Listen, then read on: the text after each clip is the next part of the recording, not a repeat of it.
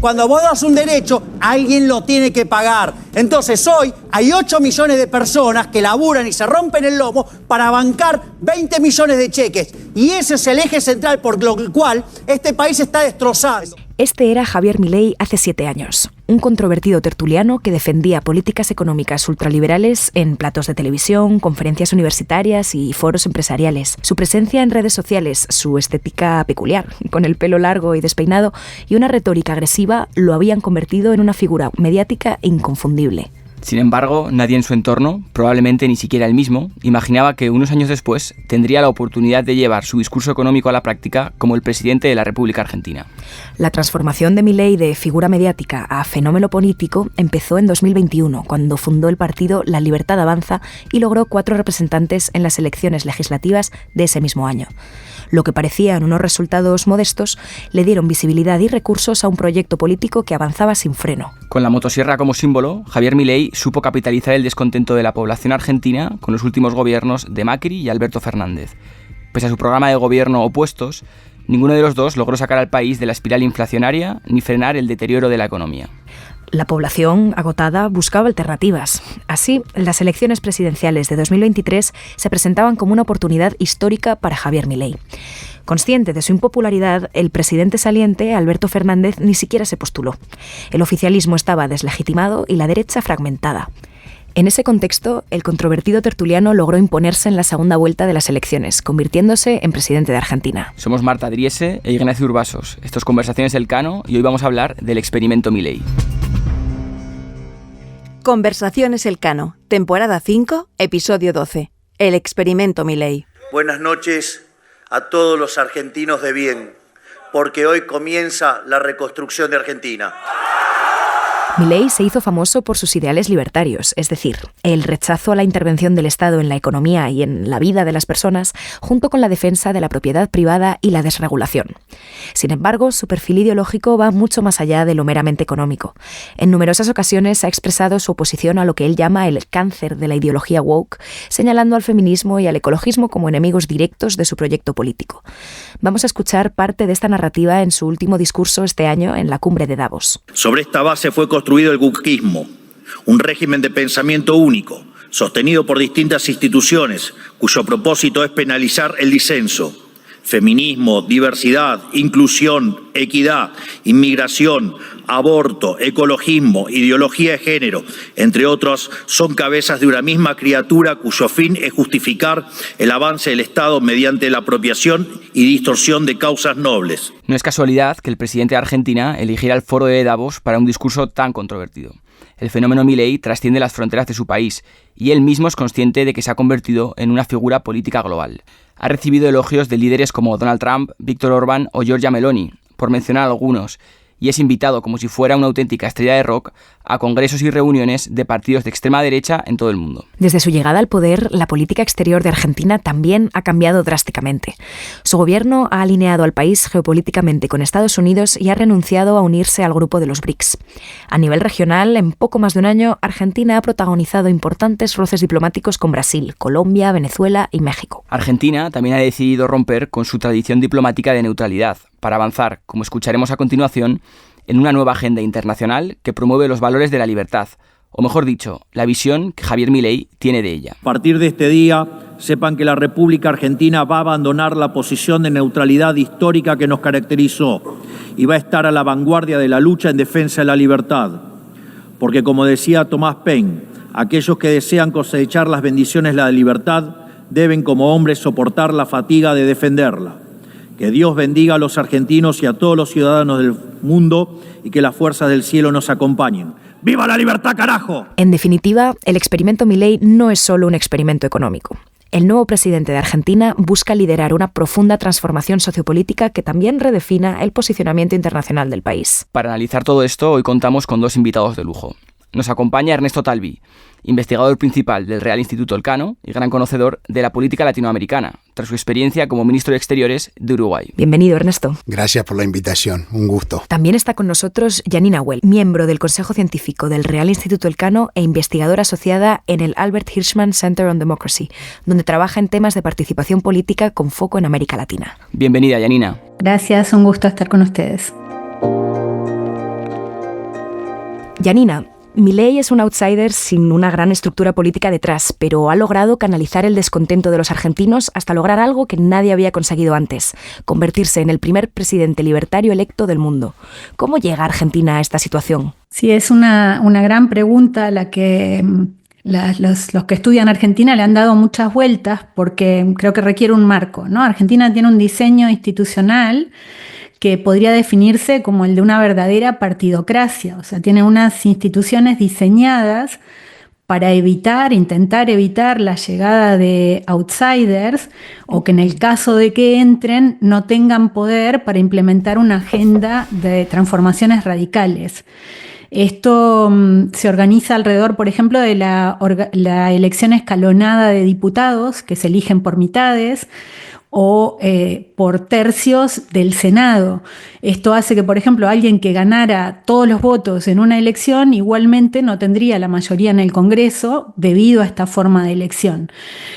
Por otra parte, también podemos considerar la subrepresentación de la provincia de Buenos Aires o la estructura federal del país. Por dar un dato concreto, Milei no ganó, o la Libertad Avanza no tiene ni una gobernación en la Argentina, ¿no? Todo esto está de alguna manera diseñado, como decía, para intentar evitar que entren outsiders al sistema político o que si entran no puedan hacer cambios muy radicales. Entonces, claro, la pregunta es esta que hacías, Marta, ¿qué pasó? ¿Cómo se explica? Y ustedes creo que lo decían en la introducción y podemos hablarlo un poco más. Por un lado está inevitablemente la dimensión económica, ¿no? Una gran crisis económica y una frustración constante del electorado argentino con la gestión de sus autoridades. Pero por otro lado, también me parece que hay que destacar, y ocupa un lugar muy importante, pensar también en esta rapidez de la llegada en relación a la estrategia de la oposición. Y ahí quisiera destacar dos elementos.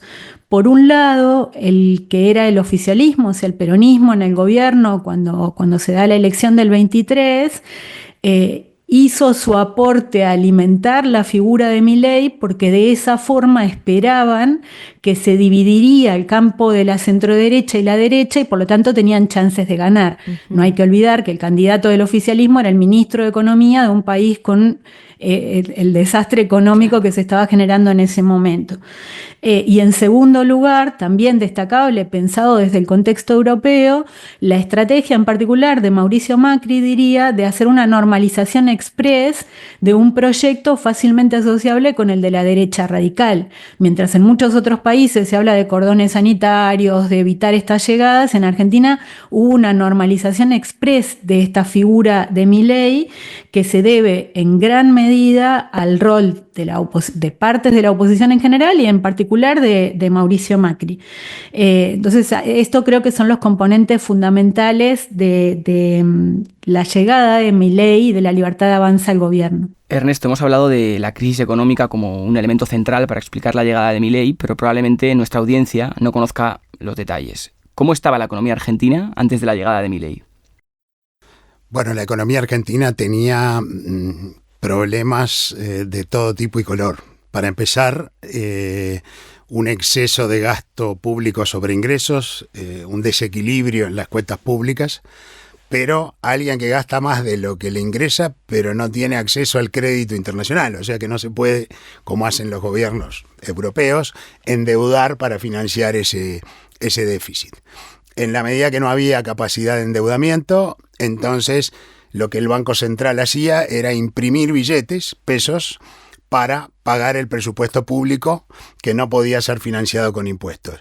Cuando uno imprime billetes al por mayor, degrada el valor del dinero y la contraparte de esa degradación es una inflación galopante que el mes antes que asume Milei era de 160% anual, a pesar de que se mantuvieron rezagadas los precios de los servicios públicos, a pesar de que había controles de precios, como por ejemplo con los alquileres. Aún así, la inflación era galopante. Un país sin reservas internacionales, sin moneda dura. ¿Qué quiere decir esto? Que Argentina tenía que racionar las pocas reservas que tiene para importar productos de primera necesidad. El resto de las transacciones tenían que ir por un mercado negro o paralelo, o como se lo suaviza en la Argentina, porque ya es parte de la normalidad, blue, el dólar blue, que valía casi 3 veces el tipo de cambio oficial. Y de hecho, una de las restricciones de este sistema cambiario peculiar, que se le llama control de cambios, o en Argentina el cepo, la peculiaridad es que las empresas internacionales que generaban utilidades en la Argentina no podían acceder a dólares para poder girar sus dividendos al exterior. Este era otro de... Y por último, teníamos una contracción económica, la economía se estaba contrayendo, y niveles de pobreza que para la Argentina son escalofriantes, superiores al 40%. Todo esto, dicho sea de paso, enmarcado en una decadencia que lleva décadas.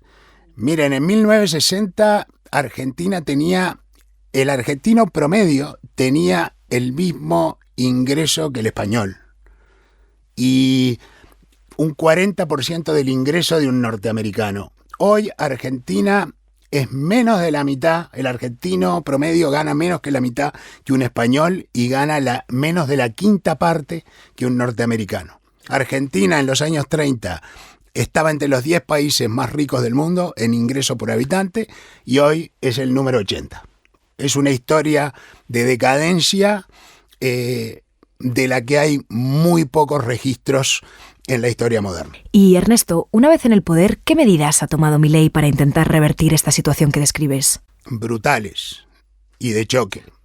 Y de hecho, acá me parece, Marta, muy importante para los oyentes, es decir, despojémonos de Milei personaje, si nos gusta, no nos gusta, y analicemos el programa económico en sus méritos o deméritos, porque es un programa económico sumamente ortodoxo, en una economía muy complicada, en los que hemos estado en este negocio de parar inflaciones, conocemos a diestra y siniestra, la Argentina incluida. Entonces, primer elemento del programa.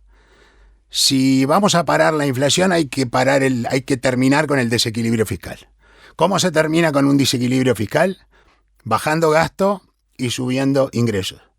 El gasto, para que se hagan una idea, bajó 30% en términos reales en un mes. 30% en términos reales, 80% el gasto en inversión, 25% los salarios y jubilaciones.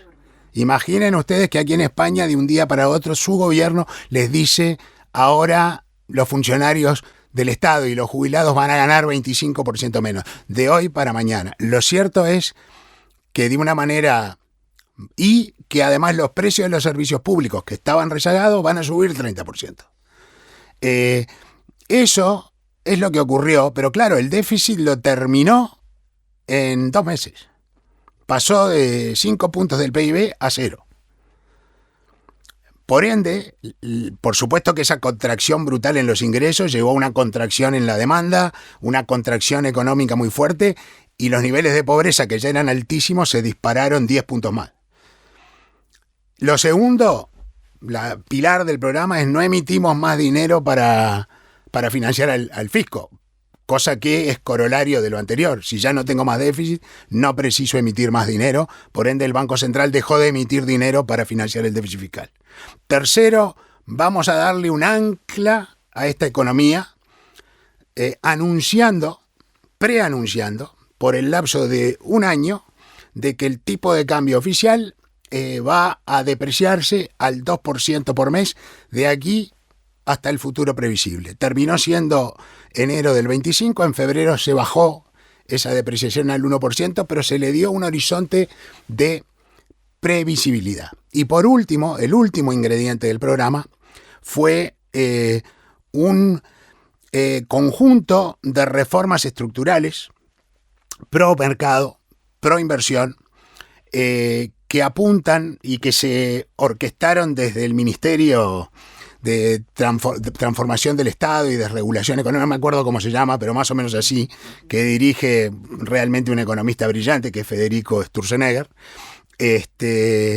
a través de la aprobación de un régimen de incentivo para las inversiones, llamado RIGI para las grandes inversiones y un blanqueo de capitales para que estimular a los argentinos que tienen dinero afuera que lo traigan. Todo esto para tratar de dinamizar la inversión y el crecimiento. Estas fueron las 4 patas del programa y tuvo un impacto impresionante y rápido. O sea, el dólar negro blue se estabilizó, la brecha entre el oficial y el paralelo bajó al 20%, las reservas internacionales se fortalecieron, el riesgo país bajó, la inflación, que era casi de 200%, se espera que este año sea del 23%, la economía, que al principio se contrajo muy fuertemente, también lo hicieron los salarios, se ha recuperado ya uno y el otro a niveles previos al momento en que Milei inicia este plan. Quiere decir que si uno mira así superficialmente la constelación de variables,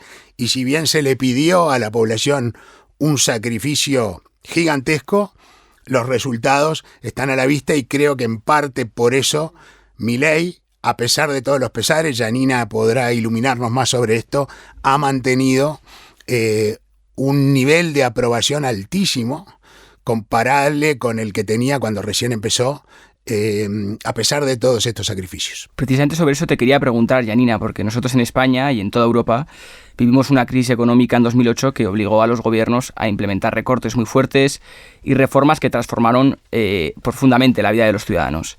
Sin ese contexto es difícil entender el movimiento 15M o de los indignados, que cambió para siempre la política en España.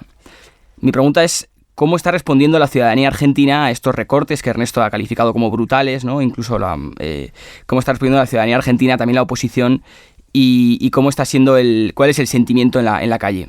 Sí, es una buena pregunta, porque es difícil también dar respuestas y tener una mínima certeza de que las respuestas puedan sostenerse en el tiempo, ¿no? Lo que Ernesto describía creo que es muy claro. Argentina venía de una situación muy dramática en muchísimos sentidos, y eso explica, creo que ustedes lo decían en la introducción, que Milei en plena campaña levantara una motosierra, anunciara el recorte más salvaje de la historia de la humanidad y sectores populares lo aclamaran. Creo que realmente eso se ha visto nunca, en ningún lado, ¿no? Es como una verdadera novedad, y eso no se puede entender si no es en el contexto de lo que Ernesto describía, y también se crea un terreno para pensar qué pueda pasar, ¿no? Creo que la descripción de la situación actual de la economía es bastante acertada. La gran incógnita es si eso es estable, ¿no? Pablo Gerchunov ha dicho más de una vez que en Argentina más de una vez se ha bajado la inflación. El gran reto no es bajarla, es sostenerlo, y es sostenerlo con crecimiento, porque también tenemos una historia donde eso ha ocurrido, y posteriormente, claro, la preocupación de la ciudadanía se mueve en Argentina como en otras partes de la inflación, por ejemplo, al desempleo, que genera otro tipo de demandas y expectativas. En cualquier caso, contestando más directamente a la pregunta, creo que hay que considerar a la hora de entender qué pasa con la protesta social, porque también, de vuelta, Argentina es un país que ha tenido históricamente niveles de sindicalización bastante elevados en el contexto latinoamericano, y en la historia más reciente, y sobre todo ligado a las reformas menemistas que generaron alto desempleo y a la acción estatal social del kirchnerismo, que creó lo que se llama economía social, con una enorme cantidad de subsidios y demás, una estructura de gasto por un lado y una estructura de intermediarios que ahora están muy deslegitimados, y en parte explican esa llegada de Milei. Entonces, organizando este esquema, diría, por un lado tenemos los sindicatos, que no están teniendo un rol especialmente activo en oponerse a Milei, porque como una tradición de parte del sindicalismo muy ligado al peronismo es bastante negociadora, por lo tanto por ahí no está viniendo la principal reacción. Por otro lado, las organizaciones sociales fueron las que vivieron inmediatamente la quita de subsidios y apoyos, por lo tanto tienen un problema de legitimidad por acusaciones de corrupción, que por supuesto en muchos casos es cierto, en otros no, pero todo esto se ha resuelto con motosierra, y un problema de legitimidad y un problema material. Entonces, ¿qué queda? Queda, porque hemos visto protestas, ¿no? Estudiantiles, hace unos días vimos protestas de jubilados, vimos la protesta del 24 de marzo por el aniversario del golpe. Entonces, sí que hay movilización social, pero es una movilización que no termina de articularse alrededor de una propuesta política alternativa, no se vislumbra una alternativa, y eso creo que en buena medida explica que Milei sostenga niveles de popularidad elevados pese a todo lo que está ocurriendo, lo que a su vez también se ve fortalecido porque la oposición, por un lado, lo que puede estar más ligado al PRO, al radicalismo y otros partidos, más bien está estableciendo en general muchas alianzas con la Libertad Avanza, con casos individuales de entrar a la Libertad Avanza o estar golpeando sus puertas, y por el lado del peronismo hay una disputa por el liderazgo que los tiene muy desactivados. Entonces lo que tenemos es ausencia de alternativas y ausencia de liderazgos alternativos. En ese contexto, de momento, no hay una gran movilización social en contra del gobierno. Pero, por ejemplo, la criptomoneda, el escándalo de la criptomoneda sí que ha afectado la popularidad de Milei. O sea, a esta altura ya todas las encuestas más pro gobierno, más contra, dan la pauta de un declive. Lo que de todas maneras también la mayor parte de las encuestas dan cuenta de que no se vislumbra una alternativa. Entonces, insisto en este punto. En este momento eso es lo que podemos ver. Pero creo que Argentina también tiene una trayectoria de alta volatilidad con estas cosas. Entonces no está claro lo que va a pasar de acá a unos meses, de acá a un año. Tenemos en octubre las elecciones intermedias y ahí tendremos un poco más de información. Creo que sigue habiendo alto nivel de incertidumbre. Ernesto, y volviendo a una de las preguntas que ponía Janina sobre la mesa en cuanto a la sostenibilidad de estos cambios que por el momento parecen ser positivos, tú sostienes que las políticas económicas de Milei están en un punto crucial para determinar si realmente lograrán transformar la economía argentina. En una publicación reciente afirmabas, y cito textualmente, hay momentos en la vida de los países en los que para romper con la historia hay que hacer historia. Entonces, Ernesto, ¿el experimento Milei va camino de romper con la historia o de repetirla? Tiene la chance de romper con la historia, puede repetirla. Ahora lo explico. Argentina no tiene reservas internacionales. Un stock de reservas en moneda dura, dólares, que le permitan atender los pagos de las obligaciones internacionales de deuda que tiene sin caer en cesación de pagos, y levantar las restricciones cambiarias, es decir, unificar el tipo de cambio paralelo, negro, blue, con el oficial, sin provocar sobresaltos, porque no se olviden que el dólar es el termómetro de la economía argentina. La gente ve al dólar subir y sale corriendo para la salida. Dice, porque acá hay un incendio en ciernes. Entonces nadie quiere exponerse a la posibilidad de que el valor del dólar se descontrole. Para eso precisas reservas cuantiosas, unos 20.000 millones de dólares, para lograr esos dos objetivos. ¿Quién le puede proveer esas reservas? El Fondo Monetario Internacional. ¿A cambio de qué? Normalmente a cambio de que pongas la casa en orden. El fondo te da un programa y te da recursos. En este caso se da la peculiaridad de que todo lo que Argentina tenía que hacer lo hizo sin consultarle al fondo, sin pedirle dinero al fondo, y ahora le va y le presenta un programa en marcha que ha tenido resultados exitosos y le está pidiendo, dame ahora un programa que refrende lo que yo ya hice y dame las reservas que necesito para ponerle la frutilla a la torta y cerrar este programa por las buenas. La negociación es compleja, como siempre lo es con el fondo. El que se quemó con leche ve una vaca y llora. Argentina le ha hecho default al Fondo Monetario 1000 veces. Entonces, el tema es el régimen cambiario, que es un tema técnico en el que no quiero entrar. ¿Por qué a la luz de esta posibilidad hay un temor de lo que yo llamo el síndrome esta película ya la vimos? Tuvimos un montón de estos programas que al principio tuvieron un éxito, como decía Janina, pero generaron lo que en el Río de la Plata se llama atraso cambiario, o sea que la economía se pone muy, muy cara en dólares. Hoy la Big Mac en Argentina, para que se hagan una idea, que publica el Economist, es la más cara del mundo después de Suiza. Los salarios medidos en dólares, no en poder de compra interno, son altísimos y la gente viaja y se compran un montón de productos importados, lo que en el fenómeno que se repitió 1000 veces en cada plan fracasado, que se llama de plata dulce. ¿Por qué se da este fenómeno? Porque para procurarse esas reservas que la Argentina necesita para repagar sus obligaciones y mantener el orden cambiario, tiene una tasa de interés altísima, en pesos. Como hay tasas en pesos altas y un dólar que se sabe cuánto va a valer de aquí a un año, entonces los inversores venden dólares, compran pesos, invierten en pesos a corto plazo y sacan un rendimiento en dólares de 19-20%, que no existe en el mundo. Eso transitoriamente lo podés hacer y se ha hecho muchas veces, pero si se prolonga en el tiempo, 20% de tasa de interés te quiebra el fisco, no es sostenible, no puede durar.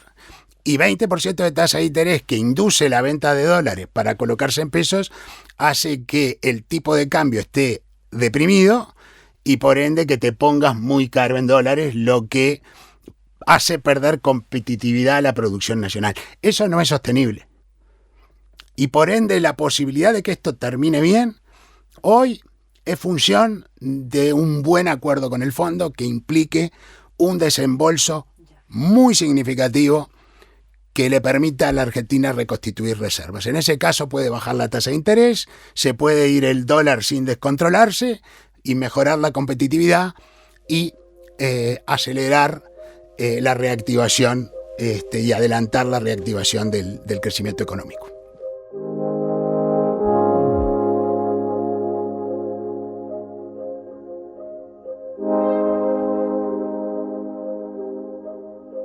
Para aquellos que no lo saben, yo no soy político, soy un economista liberal libertario, que jamás tuvo la ambición de hacer política y que fue honrado con el cargo de presidente de la República Argentina frente al fracaso estrepitoso de más de un siglo de políticas colectivistas que destruyeron nuestro país. Janina, acabamos de escuchar a Milei ante Naciones Unidas definirse como un economista y no como un político. Sin embargo, es evidente que su programa va más allá de lo meramente económico, abordando temas sensibles como el aborto, los derechos LGTB o la posición geopolítica de Argentina. ¿Qué tipo de reformas sociopolíticas pretende Milei? Y quizá la pregunta más importante, ¿tiene legitimidad para llevarlas a cabo? Los discursos de Milei en organismos internacionales, en espacios internacionales, son creo que muy emblemáticos, ¿no? Podemos pensar en Davos 2024, fue un discurso profundamente antiestado, y en Davos 2025 hizo un discurso mucho más ligado a lo que podríamos llamar el cultural backlash, ¿no? Creo que es muy emblemático esto y está asociado a la forma de construir poder, me parece, ¿no? Milei es un economista que parecía tener una agenda profundamente ortodoxa, dogmática, ideológica, ligada a lo económico y al libertarianismo, pero ya en la misma construcción del partido ha ido en función de aumentar su poder, ampliando sus relaciones y lazos con sectores pro-militares que tienen nostalgia de las dictaduras del pasado, con el conservadurismo más rancio, etcétera, etcétera, ¿no? En este sentido diría que así como en otros ámbitos, quizá la política exterior parece mucho más dogmático e inflexible, en lo que hace a sus reformas, a su agenda de reformas sociopolíticas, en el corazón está el antiestatismo. Y alrededor de eso se van pegando otras agendas que no siempre son tan fácilmente combinables o tan coherentes. Así que eso diría por un lado. Creo que hay un ataque claro y frontal a toda forma de política social y a lo que tenga que ver con el Estado interviniendo en esas áreas. En el ámbito de los derechos y la memoria, su política no empezó siendo así de entrada, por lo menos no su discurso político antes de asumir el gobierno. Con el paso del tiempo se ha radicalizado mucho más. Lo que no está claro cuán estratégico es, porque el discurso de Davos en 2025 también le costó costó cierta popularidad y una salida masiva de la gente a las calles. Con esto puedo pasar a responder la segunda parte de tu pregunta, Ignacio, en relación a la legitimidad. No, si bien una gran pregunta que ha recorrido la Academia Argentina, en particular la ciencia política, la sociología política, es si hay un corrimiento a la derecha del electorado argentino. Y los datos que tenemos disponibles hasta el momento hablan de cierto corrimiento, pero que empezó antes y se paró antes, hacia 2010, 2012. Y en este momento no se puede percibir que hay un corrimiento tan extremo. Por supuesto que la opinión pública también se moldea en función de estos discursos, pero a día de hoy, con los datos disponibles, yo diría que no cuenta con mayor legitimidad para hacer una avanzada extrema en ataques, por ejemplo, a los derechos de las mujeres o limitar el aborto, etcétera, etcétera. Sí hay más legitimidad de ciertos sectores, también está por verse cuánta legitimidad tiene de disminuir la acción o la intervención del Estado, la inversión del Estado en este tipo de políticas positivas, digamos. Y Ernesto, volvamos al escenario internacional. El gobierno de Milei ha desarrollado una política exterior de ruptura que busca reposicionar a Argentina en el orden internacional. ¿Qué recorrido tiene esta estrategia? Corto recorrido. Vale. Janina me corregirá, pero esta de las relaciones carnales que ya llevó adelante el presidente Menem con Estados Unidos nunca funcionó bien. La alianza con Trump le puede servir a Milei en el muy corto plazo, fundamentalmente para lograr apoyo político, para sacar el acuerdo con el Fondo Monetario Internacional y para sacar un acuerdo que, como decía antes, involucre los recursos suficientes. Ya lo veremos. Más allá de eso, el futuro de la Argentina, y yo creo que de todo el Mercosur, me animaría a decir de toda Sudamérica, está en Europa. Estados Unidos es imprevisible. No es que haya nuevas reglas, como se dice, es que no sabemos cuáles son las reglas ni cómo van a cambiar al día siguiente. China es importante comercialmente para muchos de países de Sudamérica, pero es un país con el que tenemos un comercio muy tradicional. Le vendemos commodities, materias primas, y nos venden productos manufacturados, muchos de media y alta tecnología, que de fabricarlos nosotros nos ayudaría al desarrollo. La Unión Europea y el Mercosur cerraron un acuerdo en diciembre a nivel de la negociación. De ratificarse, la Unión Europea va a tener acuerdos con el 94% del PIB latinoamericano. Va a ser el jugador que va a tener una alianza estratégica con la región más importante. ¿Qué es lo que el Mercosur en particular podría hacer con Europa? Bueno, ser un proveedor obviamente de materias primas críticas para la transición verde, litio, cobre, platino, pero fundamentalmente, y esto es algo que sobre lo que ha escrito Gonzalo Escribano, un colega nuestro en Elcano y colega de Ignacio en la misma área, en la misma especialidad, es el aprovechamiento de la abundancia de fuentes de energía renovables para establecer cadenas de producción y de valor descarbonizadas.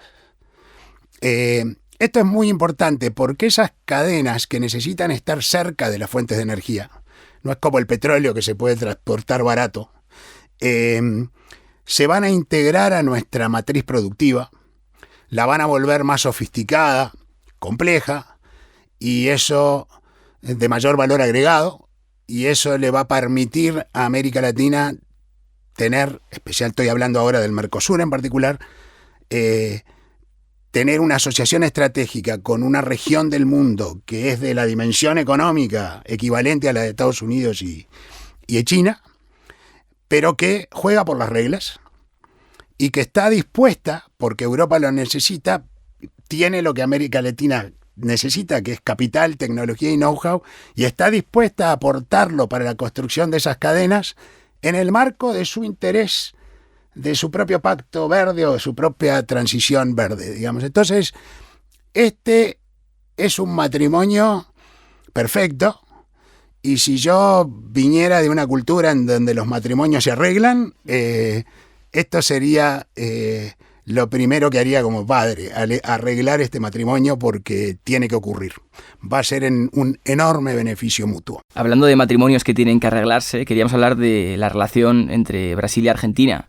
Y es que Milei ha tenido un enfrentamiento personal con Lula, a quien llamó en campaña corrupto y comunista. Y además, posteriormente, no ha querido disculparse con él, ¿no? Janina, para Argentina, Brasil es un socio fundamental, tanto en lo económico como en todo lo que tiene que ver con la integración regional. ¿Cómo están las relaciones bilaterales? Pues mal, como ya decías, ¿no? Creo que están en el peor momento histórico de sus relaciones, Argentina y Brasil, a partir de este problema personal entre Milei y Lula. Creo que como más o menos decía Ernesto, si leí bien tu intervención, la política exterior de Milei creo que se puede caracterizar como improvisada, reactiva y emocional. En este sentido, es muy poco estratégica. Brasil representa el 30% del comercio exterior argentino, un socio fundamental. En este sentido, lo que Milei está haciendo está llevando a Argentina al aislamiento en general, a la ruptura de la integración regional, lo que debilita mucho al país, tiene efectos muy lamentables. La subordinación a Estados Unidos, se hablaba también, estas relaciones carnales no son muy beneficiosas para el país, y diría que se dan en el peor momento, porque Estados Unidos es un actor muy importante, pero mucho más débil que en otros momentos. China tiene un gran peso y, como se decía, para Argentina, Brasil es central. En este sentido, para Milei pesa más la ideología o el dogmatismo que el pragmatismo, que la realpolitik, y las consecuencias de esto son muy negativas. Reduce la capacidad del país de negociar, tiene un alto coste económico, ya lo está teniendo, y creo que la respuesta de Lula de algún momento, de momento parece ser la de esperar a que Milei se debilite, ¿no? Y nada más. O sea que en esas estamos. Yo creo que hay un impacto muy negativo, y no se vislumbra que esto vaya a mejorar mucho, ¿no?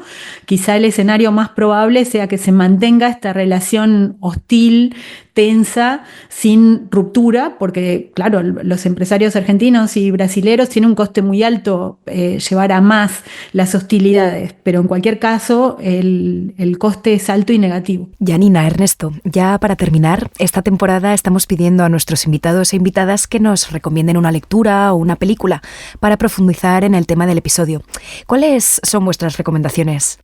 Me han dicho, y me pone muy contento de que así sea, que la audiencia es muy joven, y súper interesada. Así que me siento un poco incómodo de recomendar esta película, porque es de 1982. Janina seguramente la recuerda y la vio, pero me parece que es una joyita para describir lo que llamé el síndrome de la plata dulce, de la Argentina cara en dólares que viaja, que importa, que gasta, que invade zonas enteras del mundo, creyendo que esta prosperidad ha llegado para siempre. Y ver cómo termina. No digo que esta vez así va a terminar.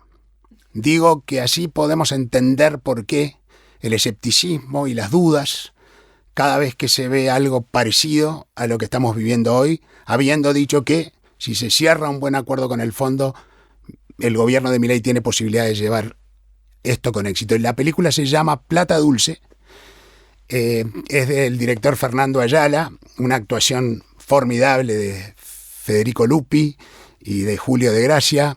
Está en, no sé si se puede promover el streaming, está en Prime Video, porque lo busqué para ver si los jóvenes podían verla. Se las recomiendo de corazón, no se la pierdan. Buenísima la película.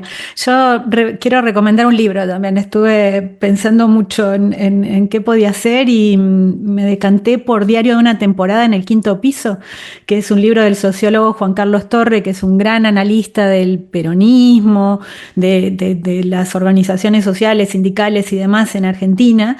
Y este libro es muy especial en realidad porque es el relato que Juan Carlos Torre grabó durante su temporada en el 5º piso entre 1983 y el 89 como miembro del equipo económico de Zorruil durante el gobierno de Alfonsín.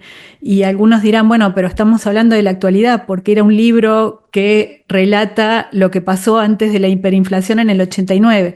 Y elegí el libro justamente porque no vamos a decir que la historia se repite, porque no es verdad, pero sí hablamos durante este episodio de determinados problemas estructurales de la economía argentina, y creo que en este libro están muy bien relatados y es un libro muy ameno, muy interesante, entonces por eso lo elegí. Fantástico, Janina.